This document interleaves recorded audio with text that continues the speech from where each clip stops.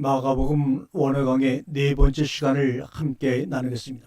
13절의 말씀을 읽습니다. 예수께서 다시 바닷가에 나가심에 무리가 다 그에게 나와왔거늘 예수께서 저희를 가르치시니라. 여기서 바다라고 하는 것은 날라사, 이것은 세상을 의미합니다. 세상은 때와 무리를 말합니다. 무리라고 하는 오크로스는 군중, 덩어리를 말합니다. 덩어리, 뭉치라는 것입니다. 이들에게는 개별적인 인격의 의미가 없습니다. 인격 대 인격이 안 됩니다. 무리 대 개인일 뿐입니다. 예수께서 저희를 가르치시더니 이 말씀을 살펴보면서 보면 우리 주님의 교육은 그렇게 과학적일 수가 없습니다. 즉 토론 문화입니다. 그런데 이 시대의 교회는 토론 문화가 완전히 죽었습니다. 목사의 설교가 일반적인 세인의식 주입식 교육이 되어버리고 말았습니다. 그런데 그렇게 해서는 절대로 안 되는 것입니다. 토론이 되어야 합니다. 살아있는 토론적 예배이면서 청중의 필요성을 느끼는 예배이어야 합니다. 나가시니 무리가 나오고 그들에서 그들을 가르쳤다고 오늘 본문은 증거합니다. 바닷가라는 것은 당신 자신을 노출시켰다는 것입니다. 산, 바닷가, 집이라는 각기 다른 문화가 존재합니다. 바닷가라는 문화는 넓은 광장으로 많은 사람이 모이는 곳이고, 산은 거룩하고 진실하고 깊이 있는 곳으로 제자와 기도하는 곳이며, 광야는 시험과 환난과 어려움이 있는 곳이고, 집은 친교와 사귐이라는 장소의 개념의 문화적 개념이 있습니다. 14절에 또 지나가시다가 알페의 아들 레이가 세간에 앉아있는 것을 보시고 저희에게 이르시되 나를 쫓으라 하시니 일어나 쫓으니라. 일어나 쫓으니라. 세간에 앉아있는 것을 보시고 이것은 생활 설계를 하신다는 것이죠. 주님의 움직임은 이렇게 어떤 목적을 두시고 움직인다는 것입니다. 행동 자체가 성경적이 되면 행동이 구원에 맞춰져야 합니다. 주님을 따른다는 것은 13절에서는 가르치시려고 가르치면서 움직인다는 것입니다. 그렇다면 무리들도 같이 따라오고 같이 움직인다는 것입니다. 그는 시간에 앉아있다가 일어납니다. 이것도 가르침입니다. 행동의 가르침입니다. 일어나는 행동입니다. 그리고 따르는 것입니다. 가르침은 결단의 촉구입니다. 고정관념 속에 묶여있느냐 아니면 그것이 깨지고 결단으로 이어지느냐의 문제입니다. 말씀이 들어가면 꿈틀거림이 있습니다. 없다면 고정관념에 잡혀 먹어버렸다는 것입니다. 나를 쫓으라 하시니 바로 쫓습니다. 알페의 아들 레이는 세간에 앉아있는 병에 들었습니다. 여기에 앉아있지 않으면 굶어 죽는다는 의식에 사로잡혀 있는데 그 자리에서 일어나는 것은 부활했다는 것입니다. 세간에 앉아있는 것은 죽은 것이고 일어나 쫓는 것은 살아났다는 것입니다. 15절에 그의 집에 앉아 잡수실 때 많은 세리와 죄인들이 예수와 그 제자들과 함께 앉았으니 이는 저희가 많이 있어서 예수를 쫓으며라. 오늘 이 본문은 예수님이 세리와 죄인들과 잡수시는 문제입니다. 세리와 죄인을 구분해야 합니다. 우리의 의식 속에 가로막힌 다음의 문제입니다. 하나님의 하나됨에 엄청난 방해 요소가 됩니다. 밖에 사람들이 어떻다는 것이 중요한 것이 아니라 자기 속에서 그들을 어떻게 평가하느냐가 문제입니다. 이것은 자기 문제, 자기 해결이 아니라 다른 사람 탓을 한다는 것입니다. 밖의 일은 객관적입니다. 그것을 내 속에서 주관화시키는 것이 문제입니다. 이것이 고정관념으로 우리 속에 박혀 있습니다. 모든 이런 생각은 있는데 차이점은 접근하느냐 안 하느냐가 문제입니다. 고정관념이란 세리와 죄인은 사람이 아니고 세리와 죄인일 뿐이라는 것입니다. 하지만 세리와 죄인 이전에 그들도 사람입니다. 그런데 사람 입장에서 무엇을 하는가를 따지기 전에 그들을 세리와 죄인으로만 본다는 것입니다. 바리새인들은 예수를 사람으로 인정해 줍니다. 정상적인 사람으로 보아준다는 것입니다. 우리는 정상적으로 정상적인 사람으로 누구나 살기를 원합니다. 그래서 우리는 돈을 벌고 죄 안 짓고 출세하려고 그렇게 아등바등 노력을 합니다. 그런데 정상적인 반열에서 탈락하면 죄인이나 세리가 됩니다. 죄인과 세리는 비정상이라는 것입니다. 이것은 사람으로 취급할 수 없는 사람이라는 말입니다. 이것이 바리새인들의 그들을 향한 고정관념입니다. 비정상적인 사람에 대한 평가가 이렇게 다양하게 나타납니다. 심각하게 생각을 해야 합니다. 평가받는 세리와 죄인들의 입장은 그렇지 않습니다. 이라크인들이나 이란의 입장에서는 무엇 때문에 미국에게 그렇게 당해야 하느냐는 것입니다. 그래서 이를 갑니다. 중동의 문화는 보복 문화입니다. 수백 명의 빌 라덴이 앞으로도 계속해서 나올 것입니다. 그들은 이는 이로, 눈은 눈으로 갚습니다. 바리새인들이 망한 이유도 또한 그들의 저주 때문에 망한 것입니다. 정상인으로 비정상인을 차별하려면 내가 비정상이 되어버려야 합니다. 그래야 비정상으로 그것을 함께 나누려고 합니다. 이것이 바로 예수의 정신입니다. 중간에서 회개하라고 외치는 것이 아니라 죄인 편에 서서 바리새인 책망하는 자가 되는 것이 예수 사상입니다. 그러면 너도 죄인과 같은 자냐라고 합니다. 그의 집에 들어가 앉아있을 때 세리와 죄인이 함께 앉으니, 이 앉다는 헬라어는 두 개가 있습니다. 카타케이마이라는 말은 비스tim이 눕다는 말이고, 시나나케이마이라는 말은 기대어 앉다는 말입니다. 앉아 먹는 모습에 예수도 함께 앉아있으니 바리새인들이 말합니다. 모두 비스tim이 누워서 식사를 하며 놀고 즐기고 있는 것입니다. 목사님 예를 들어 포장마차에서 다른 사람과 술 마신다는 것과 같은 것입니다. 세리와 죄인이 주격이고 예수와 제자들은 역격이 되어 있습니다. 많은 사람들 사이로 예수와 제자들이 들어간 것입니다. 이때 바리새인들과 예수와 제자들이 나누어집니다. 그런데 이 신이라는 전치사가 하나로 만들고 있습니다. 우리는 나누는 일에는 면도칼이 되었습니다. 합하는 일에는 한없이 무디어져 있습니다. 말씀을 쪼개면서 칼날만 갈아 놓았기에 날카로워졌습니다. 쉰이라는 전치사는 집단 개념이 되는 전치사입니다. 그래서 복수 개념의 집단을 말합니다. 메타라고 하는 전치사는 함께 같이라는 단수 개념의 개체를 의미할 때 쓰는 전치사입니다. 주인과 나는 함께다 할 때 이때는 쉰이라는 전치사를 씁니다. 이 문장은 하나님 나라의 성격을 우리가 볼 수 있습니다. 많은 사람들은 예수를 쫓는 사람들입니다.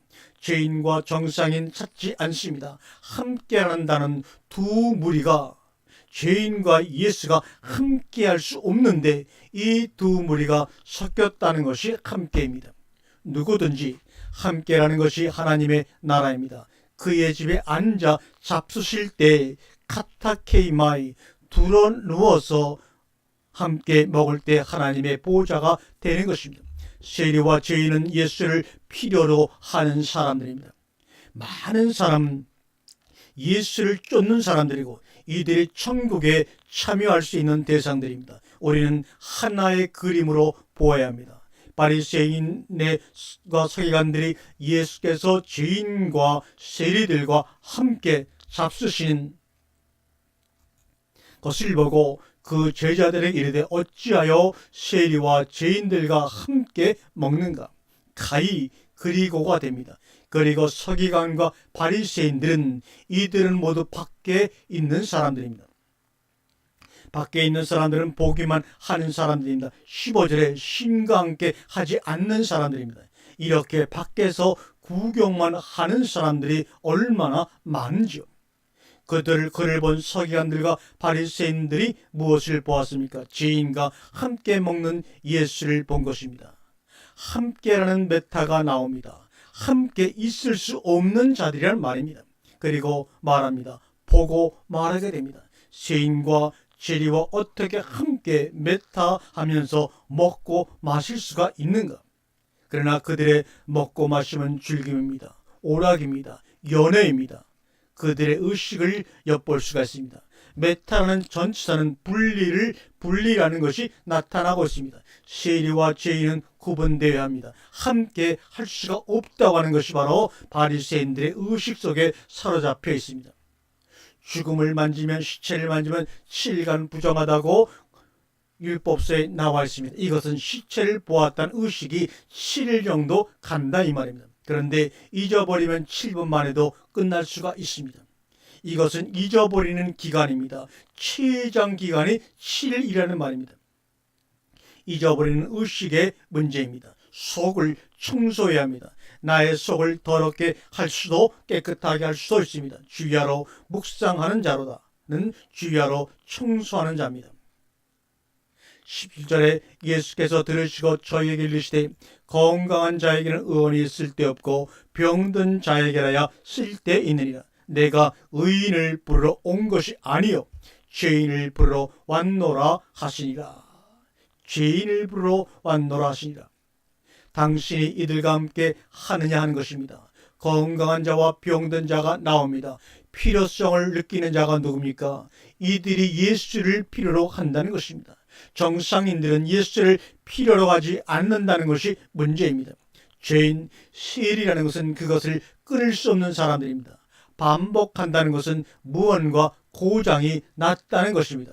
고장이 났다는 것은 병이 들었다는 것이죠.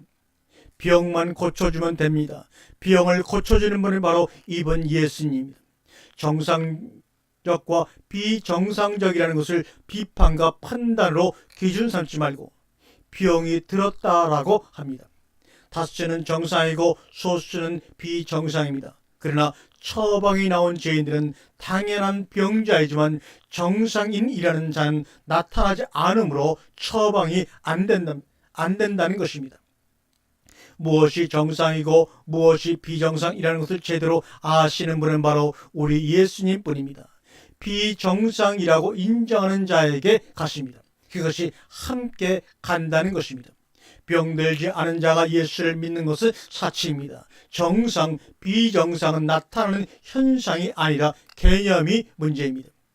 실제적 비정상이 되어서 그분의 필요성을 우리는 알아야 합니다. 병이 있다는 사실을 알고 고쳐야 합니다. 예수를 개념적으로만 믿지 말자는 것이요.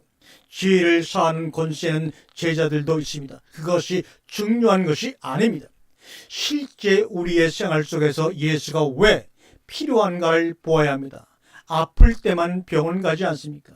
내가 의인을, 정상적인 사람을, 기독교는 비정상적인 사람을 정상으로 주지시켜서 착각하게 만듭니다. 비정상인을 비정상으로 확인시켜서 고쳐주어야 하는데 봉사, 충성으로 정상인처럼 되어진 것으로 착각하게 만들어버립니다. 의인을 만들어 놓습니다. 이것이 바로 미혹입니다. 병원에서는 함부를 드러내어 잘라냅니다. 환부는 확대시켜 놓아야 합니다. 사람의 문제를 확대시켜야 합니다. 간단한 처방으로 고칠 수 있는 것이 엄청난 파장을 불러옵니다. 믿음은 사실입니다. 삶 속에서 사건을 통해서 역사하시고 구원하시고 새롭게 하시는가를 날마다 보여주십니다. 아버지는 날마다 집안에서 아버지 노릇을 하고 있습니다. 주인인 하나님도 날마다 주인 노릇을 합니다. 그런데 나에게 깨달음이 없는 것은 의인인 정상인으로 살기 때문입니다. 우리는 번뇌케 하는 위로자 노릇을 하지 말고 정신적인 것으로 말하여 고쳐 나가게 해야 합니다. 그러기 위해서는 내가 고쳐야 합니다. 부르러 왔노라. 종교는 생활의 지침과 교훈을 주는 것입니다. 기독교는 지금도 살아계시는 분이 생활 속에 들어오셔서 같이 사는 것입니다. 주님은 나의 안에 있지 눈에 뵈는 건물 예배당에 계시질 않습니다. 생활 속에서 우리의 문제점을 해결하는 보혜사 그리스도가 계십니다. 종교 반열에서 떼어내야 합니다. 기독교는 삶이요 생활입니다. 나는 교회로서 어디 가나 하나님의 백성으로서 몸된 교회입니다. 들으시고 이르시되 쓸데없고, 이 말은 필요성입니다. 건강한 자에게는 의원이 필요가 없고, 다시 말하면 상태가 됩니다. 건강하다고 착각하는 것입니다. 병든 자는 카코스, 병든 자는 악의 모습을 갖고 있다고 생각합니다. 이것을 죄인과 죄인으로 나눕니다. 의인은 건강하다고 생각하는 자이고 죄인은 나쁜 것을 가지고 있다고 생각하는 자입니다. 카코스만, 병든 자만 의원으로 바꾸면 됩니다. 카코스는 필요성을 의원이 해줍니다. 그런데 건강한 자는 필요성이 없으므로 방법이 없습니다. 주님 앞에 나아갈 때 내가 왜 주님을 필요로 하는가 하는 필요를 찾아야 합니다. 18절에 요한의 제자들과 바리새인들이 금식하고 있는지라 혹이 예수께 와서 말하되, 요한의 제자들과 바리새인들의 제자들은 금식을 하는데 어찌하여 당신의 제자들은 금식을 하지 아니하나이까? 여기서 또 금식 문제가 나왔습니다. 이것은 종교 의식입니다. 내용은 없고 의식만 있을 뿐입니다. 금식은 이유가 있어야 합니다. 그러나 이들은 연례 행사를 합니다. 교회를 왜 가는가? 찬송하고 설교 듣는 이유가 무엇인가? 예배 드리는 이유는 없이 그냥 예배를 드리는 것입니다.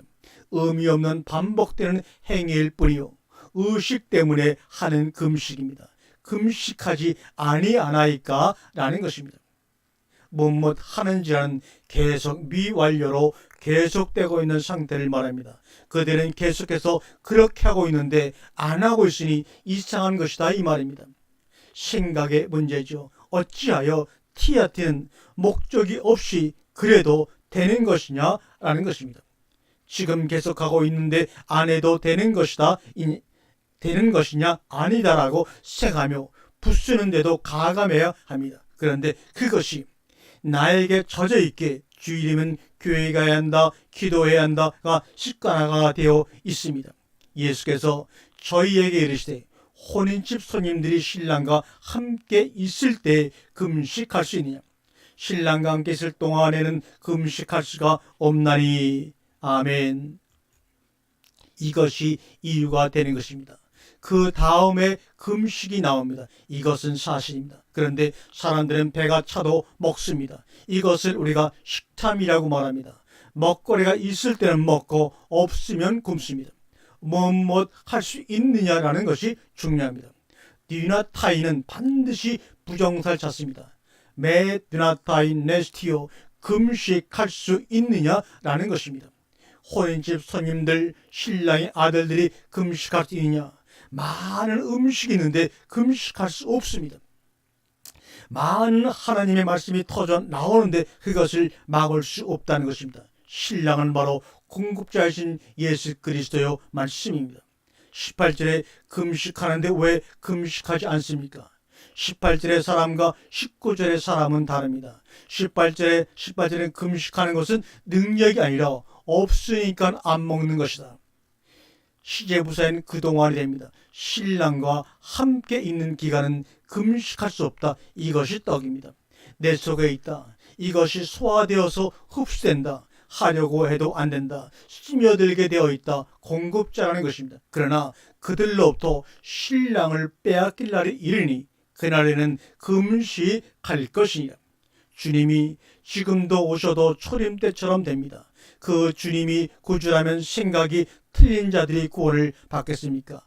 빼앗길 날이 온다. 너희가 나를 찾아도 만나지 못하고 오지도 못한다. 어떤 날은 개인적일 수도 있고 전체적일 수도 있습니다. 그날이 오면 어떻게 대비하느냐? 생배 조각을 낡은 옷에 붙이는 자가 없나니 만일 그렇게 되면 기은 새 것이 낡은 것을 당기어 헤어짐이 더하게 되느니라. 생배 조각과 낡은 옷, 이건 역시 의식의 문제입니다. 혼인집이 나옵니다. 혼인집에 필요한 것이 바로 예복이요 포도주입니다. 목사가 가운을 입는 이유가 무엇인가? 의식 때문입니다. 옷은 그 사람의 의식을 바꿉니다. 잠옷을 입느냐 외출복을 입느냐에 따라 의식이 달라집니다. 정장 입는 것은 예를 갖추는 것입니다. 그래서 옷과 포도주 이야기가 나오는 것입니다. 의식을 바꿔야 한다는 것입니다. 우리에게 일어나는 현실이 옛 것과 새 것의 섞음입니다. 기독교가 개혁이 안 되는 것은 루터교의 개혁은 천주교 교리 냄새가 너무나 납니다. 짜집기를 하기에 자꾸만 우리 교회들이 터지고 문제가 생기는 것입니다. 다른 사람들 모두 듣게 하려면 짜집기를 해야 합니다. 그러면 물이 흐려지고 더러워집니다. 태보가 됩니다. 그러나 우리는 진정 짜집기를 해서는 안 됩니다. 기운은 충만입니다. 땡김 넘침입니다. 뒤에 토카이노라는 헬라가 나오는데 이것은 주격으로 되어 있는 말입니다. 이것은 목적격이 되어야 합니다. 명사, 형용사에도 관사가 있으면 한정적 용법으로 해석하면 됩니다. 그렇다면 새 것에 충만함이 됩니다. 그래서 낡은 것을 당겨 찢어버립니다. 짜집기만 하면 언젠간 터져버립니다. 더 심하게 갈라집니다. 팀이 간격이 본문에서 중요한 것은 만일 그렇게 하면 이라는 단어가 나옵니다. 그러나 이런 시도를 하면 터진다는 것입니다.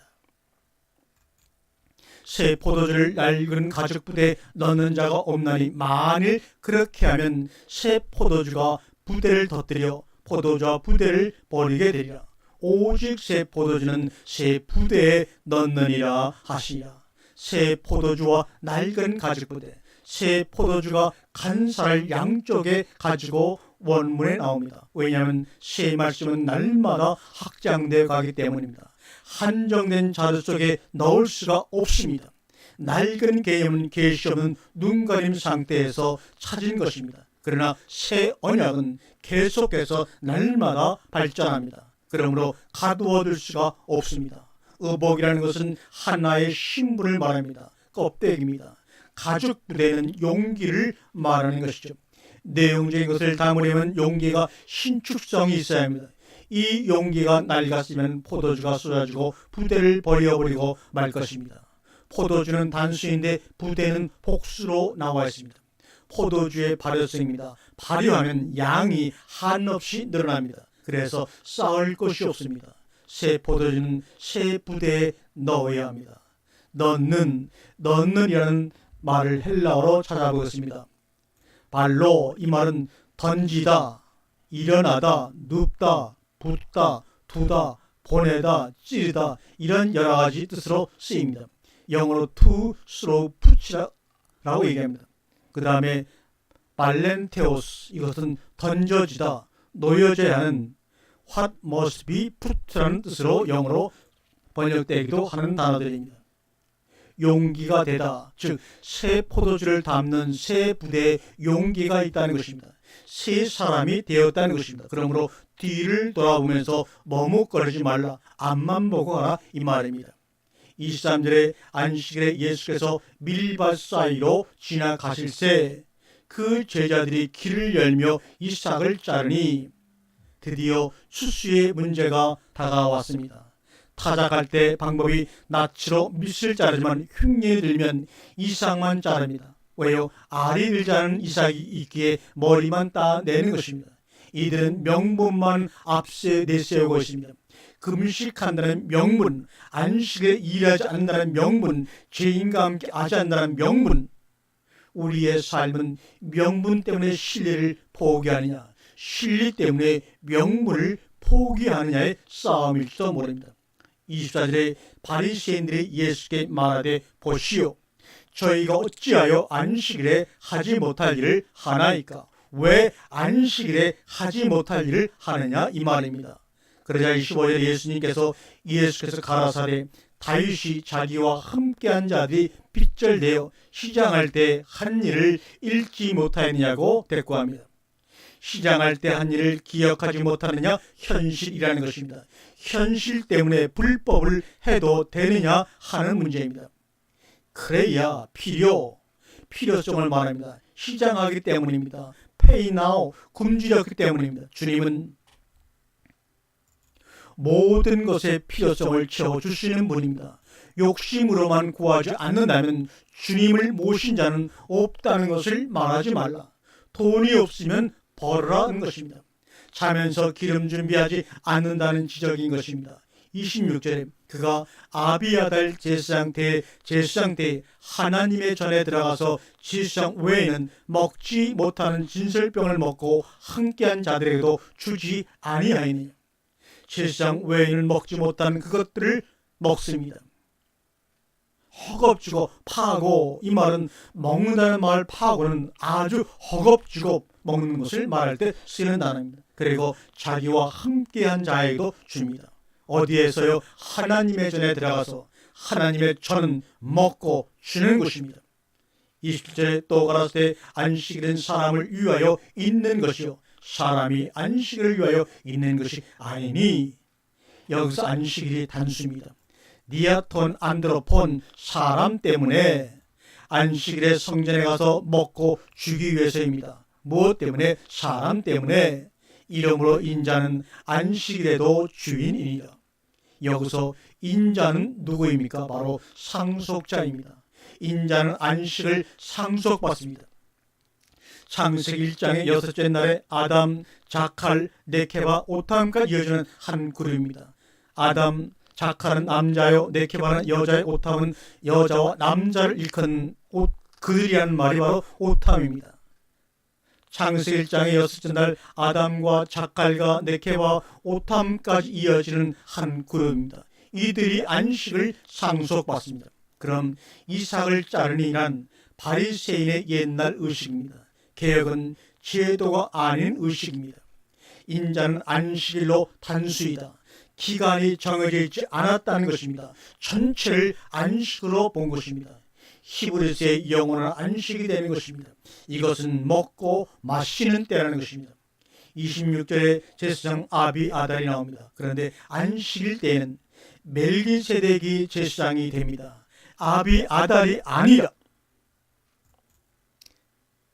그래서 인자는 멜기세덱이 됩니다. 그런데 이 멜기세덱의 반차가 바로 다윗의 계통입니다. 다윗이 진설병을 먹은 것은 율법도 그것을 증거하고 있는 예표입니다. 먹으면 안 되는 것을 먹었는데도 아무 일이 없었다는 것입니다. 이 시대가 올 것을 구약을 통해서 증거하고 있는 것입니다. 아무 일 없었다는 것은 멜기세덱 시대를 예표하고 있는 것입니다. 본문은 새 시대의 메시지입니다.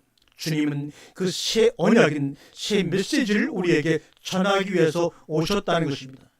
시대가 바뀐다는 것입니다. 안식이냐 안식일이냐. 24절의 안식일은 복수로 나옵니다. 이것은 안식기간입니다. 안식기간은 저물 때부터 저물 때까지입니다. 아멘.